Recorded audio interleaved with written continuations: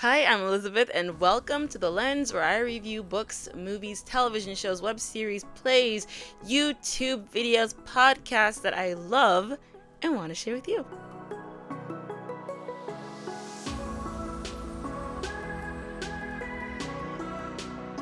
There have been so many faith-based movies, TV shows, all kinds of content coming out between last year and this year, and I have been struggling to catch up. While I'm glad that all of my dreams are being realized, I'm just like, bro, what is going on? There's so much stuff, and so much stuff that admittedly I did miss because of the last 7 months of me living my dream. So because of that, today I am going to do a mid-year roundup to catch up on everything that we missed over the last 365 days. And the list long go. I'm just looking at it going, like, how are we gonna do this? We're just gonna talk about the things that I probably would have reviewed if I had had the time. So without further ado, let's jump right in. The global sensation The Chosen Season 5, The Last Supper, has been sweeping through the nation since, or even before Easter. It has grossed, guys, get this, $11 million. Okay, it was phenomenal. This season, we follow all of the tensions of Holy Week leading up to the betrayal of Judas. Of course, Jonathan Rumi reprises his role as Jesus, as well as all the other disciples. And besides that, we also have some characters that pop up and surprise us this season, so you're not going to want to miss that. It did already have its run in theaters, but it is coming to Amazon Prime June 15th. If it's not already June 15th now, or past June 15th. And it's going to be released in 3 parts. The first 2 episodes, the next 2, and the last 3.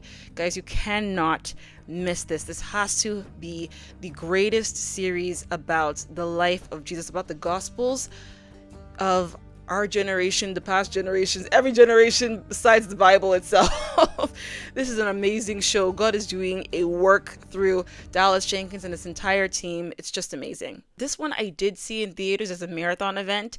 Guys, I have to say, I don't encourage the marathon event only because you want to binge watch, but these guys have done such an excellent job that you don't want to miss any of the detail. Plus, I have to say that The Chosen is very dialogue heavy.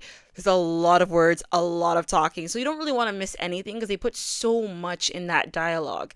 Of course, the sets, everything looks beautiful. The acting is, of course, top notch, just like always. Guys, if you have Amazon Prime or you don't have Amazon Prime Video, please go and get it. These people are not wasting your money. They know they play with your pounds, with your dollars. They're not playing with it at all. They are doing some amazing work. This is truly cinema, so you have to catch up. You have to watch. Yours and my Amazon Prime Video subscription will not be put to waste after we finish watching all the seasons all over again, because there's a brand new series streaming right now on the platform that has been sweeping through the media world, and it's called House of David. We journey back to 1000 BC to witness the retelling of the story of David rising from shepherd to king. Starring Michael Iskander. Oh my gosh, I should have researched this. How do you say Michael Iskander? I think Michael Iskander. I think that's how you pronounce it, Michael Iskander.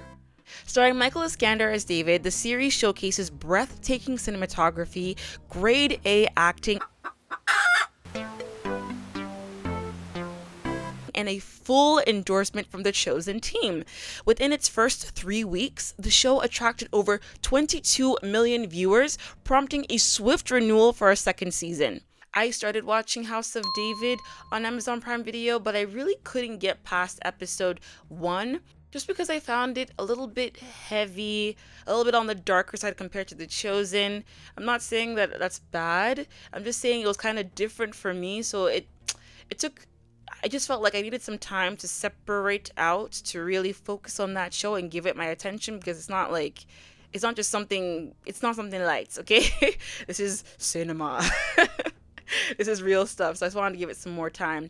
But am I alone in thinking that it's kind of a bit more, I don't want to say dark in the sense that it's hard to watch, but more, it's slower paced maybe, it's heavier maybe, but not dark in a more negative sense, just like heavier. Let me know below if you kind of see what I'm saying. So the people have spoken and they like seeing the word on screen, but What if you didn't have the word on screen or on tables or in libraries or in churches nationwide?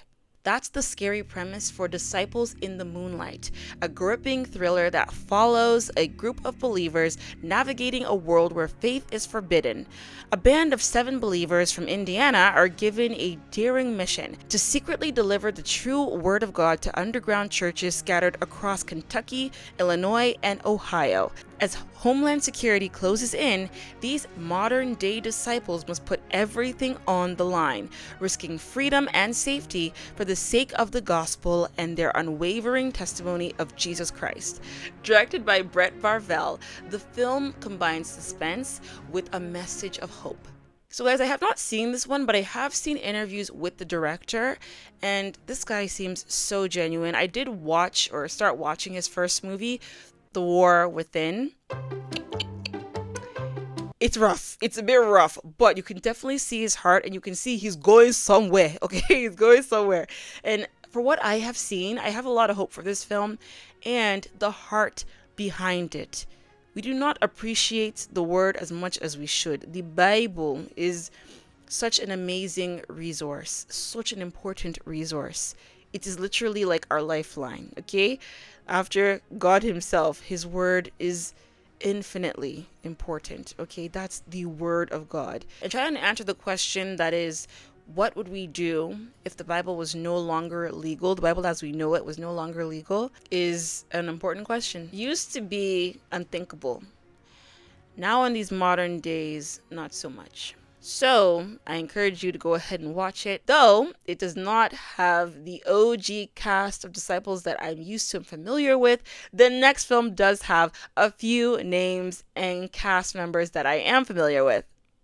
Unbreakable Boy tells the true story of Austin Lorette, a young boy with autism and brittle bone disease. When Scott and Teresa learn that their son, Austin, is autistic and has brittle bone disease, they initially worry about his future. However, with Scott's growing faith and Austin's incredible spirit, they become unbreakable as they find joy, gratitude, and courage in the most trying times. This film was directed by John Gunn. If you don't know John Gunn, let me talk about John Gunn. John Gunn was the director of The Case for Christ, writer and executive producer of I Still Believe, the writer and executive producer of American Underdog, the writer for Jesus Revolution, the director of Ordinary Angels, and yes, the director, writer, and executive producer of Unbreakable Boy. So he's not new. The film also stars Zachary Levi. He played Toby Savell in Alvin and the Chipmunks, The Squeakquel. He also played Eugene Flynn Rider, basically the prince role in the movie Tangled. He also plays the same character in Tangled Ever After. Fandral in Thor Ragnarok. I don't know if you remember that, but he played that. He also was the voice of Joseph in The Star, Shazam in Shazam, Kurt Warner in American Underdog, and he played Harold in Harold and the Purple Crayon. I feel like he did more, but just the fact that he was in so many of my childhood favorites makes him a very, very familiar face. The film is a heartwarming tale of resilience and the power of family, and Amazon Prime wins again because it's currently streaming on their platform. But they might have lost an opportunity with The Last Rodeo because it's streaming on the Angel app only for Guild members very soon. The story follows Joe Wainwright, a retired Texas bull rider returning to competition to help cover his grandson's mounting medical bills. Starring Neil McDonough from The Shift and directed by John Avnet, the film is a heartfelt journey of redemption and family. The comments that I've heard from this film are pretty good. I have not watched it myself, but one of the things that has been said, or a couple of things that have been said over and over, has been that they really enjoyed the fact that it felt like a very realistic story. But be warned, some people were a little bit offended at some of the harsher language that was used in the film. Now, I've looked a little bit into it. It doesn't seem like it's too bad for what we're used to right now in the media space. But just be warned, you might not want to watch it with your family, with young children too soon. Be watched by yourself first. Besides that, people are really liking the faith and family dynamic. They love seeing that in films, so they're really happy and refreshed by seeing this in the theaters. I also heard that the acting was not that great, but I heard nothing about Neil McDonough's acting, and we all know that he's a really, really, really great actor. So I'm sure he brought the same standard to this project. So we can look forward to that. And people really love family films anyways, even if they're family that you did not expect you would have, just like we see in The Sound of Hope, the story of Possum Trot. The 2024 drama tells the true story of Donna and Reverend Martin, who adopted 77 children from the foster system in Possum Trot, Texas. The film stars Elizabeth Mitchell as Susan Ramsey, Demetrius Gross as Reverend Martin, and Nika King as Donna Martin.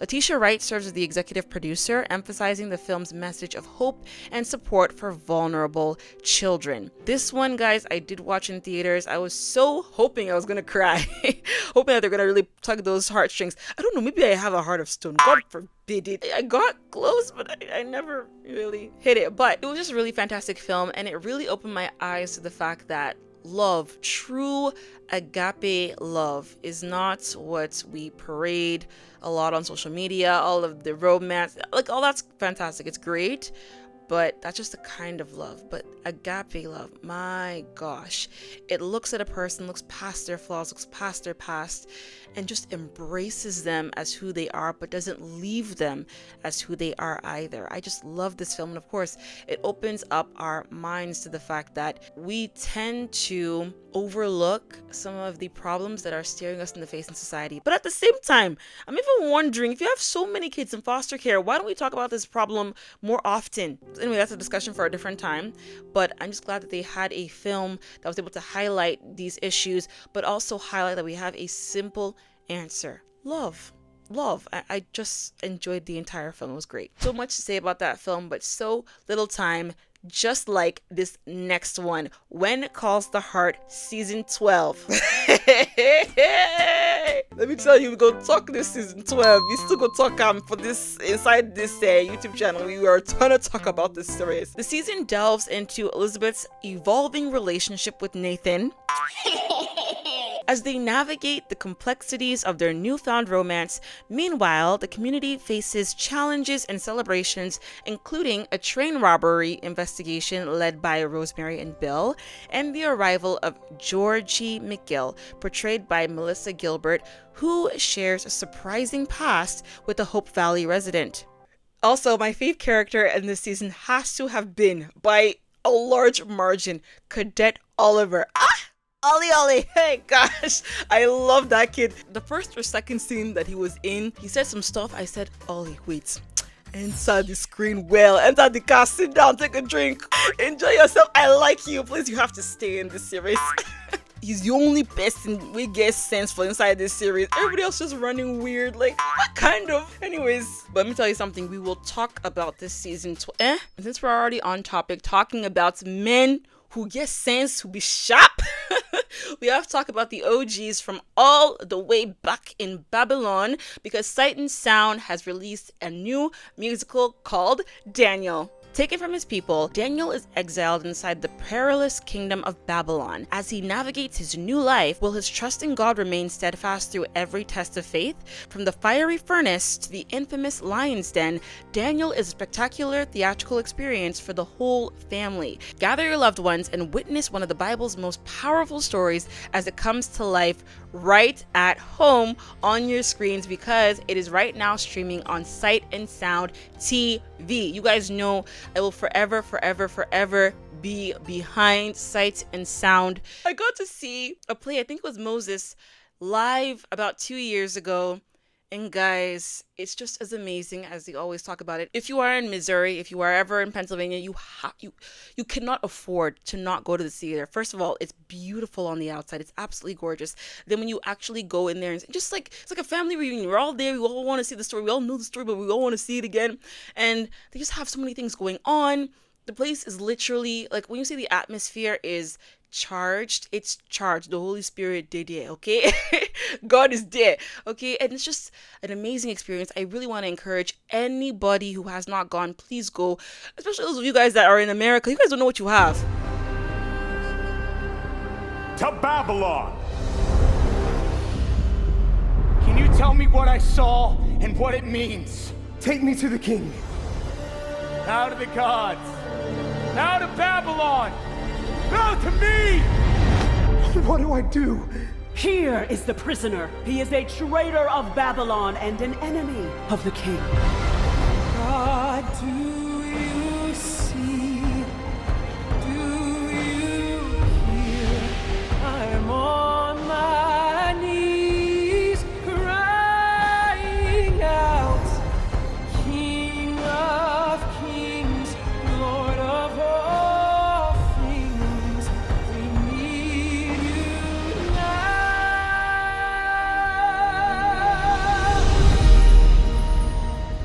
You guys are enjoying in your country, make sure you go and visit Sight and Sound theaters. In the meantime, for those of us that can't fly down there right now, please go and get your Sight and Sound TV app subscription. You will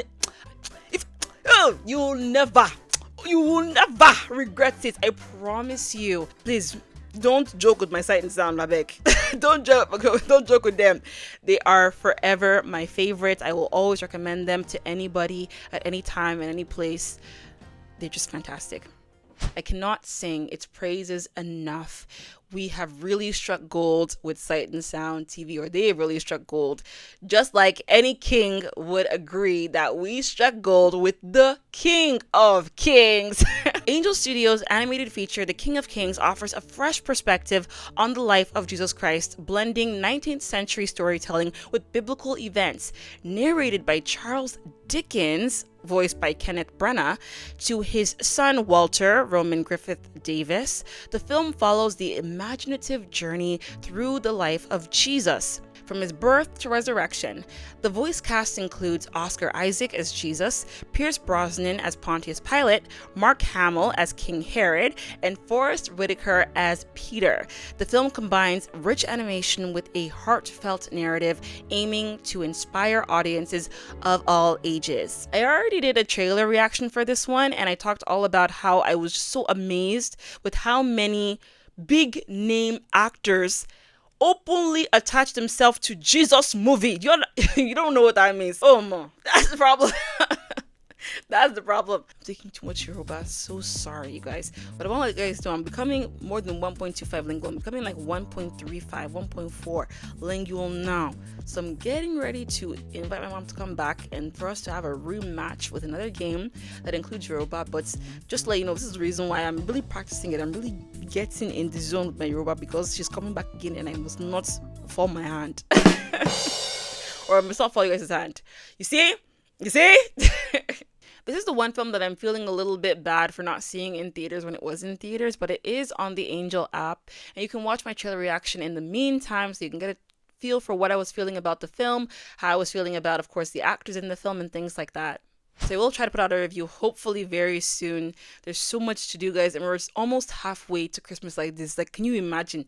The stress that's doing me, though, is not as much as it was doing Judy Greer's character in the movie The Best Christmas Pageant Ever. The film is a modern adaptation of Barbara Robinson's 1972 novel.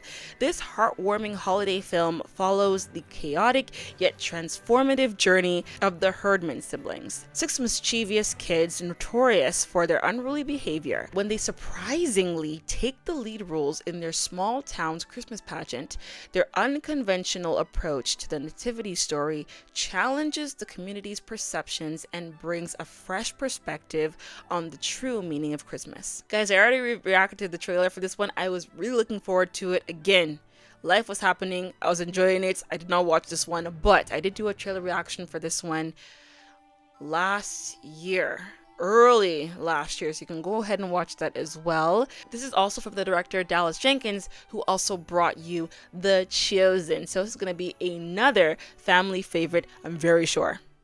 And I'm also very sure about Light of the World. Oh my gosh, guys, this has been the film that I've been looking forward to the most. And I also missed this one in theaters. Oh gosh, what am I doing? No one is coming to save us. We have to focus on working hard and not crossing Rome. My papa says the Messiah isn't real. He's just a story. So what do you believe?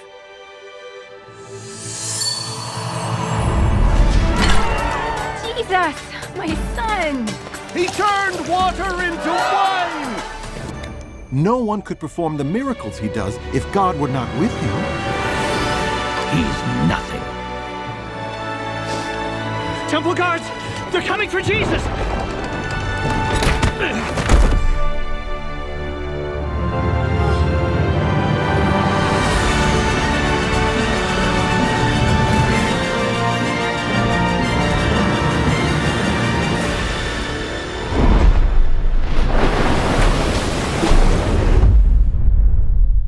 Guys, I've talked about the Salvation Poem Project already in my review. I hope I still have it up, but if I don't have it up, I'll put it back up again. I don't know why I would have it down, but in case. And one thing that I love this company for is how they are so bold, not even just bold, but they're so intentional about spreading the gospel in its simplest form. Their vision is simple, their mission is simple. I love it. They're not only doing this film, or they did not just do this film, but they also did they're doing a video game that I think is going to come out next year. I think it follows the book of John. It's going to be amazing, guys. This company is making waves. Your company can also make waves. Do your own. Okay, we're waiting for you too. This one, that all these ones that have come out, they're all fantastic. But you too, do your own. If you're inspired, do it. If somebody's doing around you, support them, encourage them, invest. And I think the most exciting part about this film is that it's using 2D animation. Oh, 2D animation, how we love thee. It looks phenomenal. It's like a warm hug. I wish I had seen it already, but I will see it very soon and I will review it by God's special grace. Please, please, please, please, Lord, help me. So much to do. And last but not least, coming out today, or maybe it already came out earlier because this video is late, is Testament. It's only available right now on the Angel app to Guild members, but guys, this looks really, really good. Testament, the limited series, is the Book of Acts explosively reimagined in an alternate modern era. A resurrection sparks a movement that turns the world upside down, spreading hope amid chaos. As the followers risk everything to preach the good news, the temple races to silence them before the oppressive Imperium regime retaliates. But public miracles, unburied secrets, and fractured loyalties force both sides to confront the true cost of their choices. Guys, this one looks exceptionally really, really good. I think what I really love about it is that it just seems like somebody, and it just seems, I've only seen the trailers, but it just seems like somebody really meditated, marinated, stayed in the book of Acts and really tried to find the essence of this book. It looks very smartly produced. It looks excellent in quality. The acting looks pretty good. I haven't really gotten a really great feel for it, and I'm really looking forward to seeing it when it comes out, or if it's already come out. I've already seen it. Maybe I've already seen it by now. I don't know. I have a really good feeling about it. So I could be wrong, but I hope I'm not, and I really don't think I am. Okay, so that's everything that I know that has already come out in the last 365 days that I'm interested in, that I want to see, that I still may want to review. That was just the tip of the iceberg. Again, just my list of stuff that I wanted to bring to you. There are tons and tons more stuff haven't even mentioned. So make sure you get out there, start watching this great content. Let Hollywood know what we want to be seeing and hearing on the screens. So much great stuff is coming out, and we need to support these creators as well. Be a guild member, buy stuff on Amazon Prime Video, do what you need to do, support them, talk about them, share them on social media. People need to see this stuff. A lot of your believing friends that you think are also watching this channel with you, they're not watching this channel, they don't have no idea about this stuff, and they're just looking and waiting for someone to talk about them, someone to point them out, and you could be that person. Share this gospel. share this good news, okay? Share this with somebody because it's really, really, really great stuff happening in this day and age. And I just want to see more and more and more and more come through. For now, that's all that I have for you. And I will see you next time in a new video. Bye.